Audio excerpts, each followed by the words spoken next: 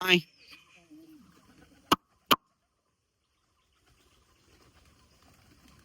আয়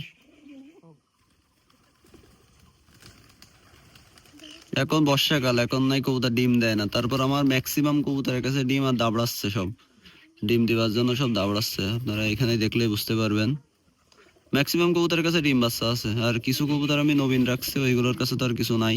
দেখেন দাবড়ায় না বেড়াচ্ছে সব, দেখেন সব দাবড়াচ্ছে। আয় কবুতর আছে মোটামুটি, কিন্তু আসলে সব বাসায় থাকে না। দেখেন সব দাবড়াচ্ছে।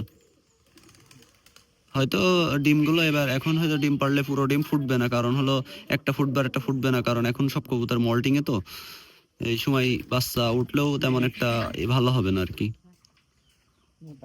কি অবস্থা হয়ে গেছে।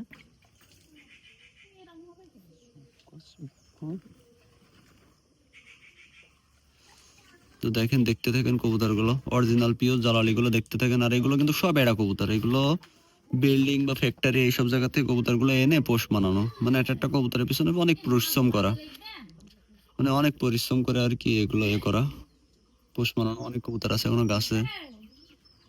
আয় আয় আয় আয় আয় আসতেছে কিছু কিছু কবুতর।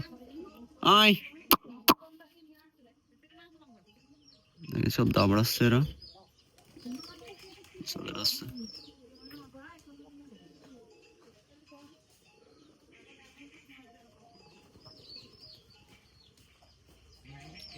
আসলেই আমি এরকম কবুতরই পালি যে বেছে বেছে কবুতর পালি। দেখেন প্রত্যেকটা কবুতরের কোয়ালিটি, একটারও গিরান নিচে কোনো লোম নেই।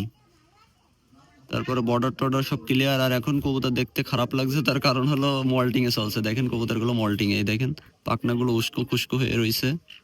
দেখেন কবুতর গুলা,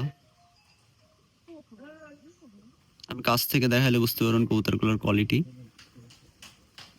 দেখেন সরিষা দিছি তাও পরিমাণে এরকম করতেছে।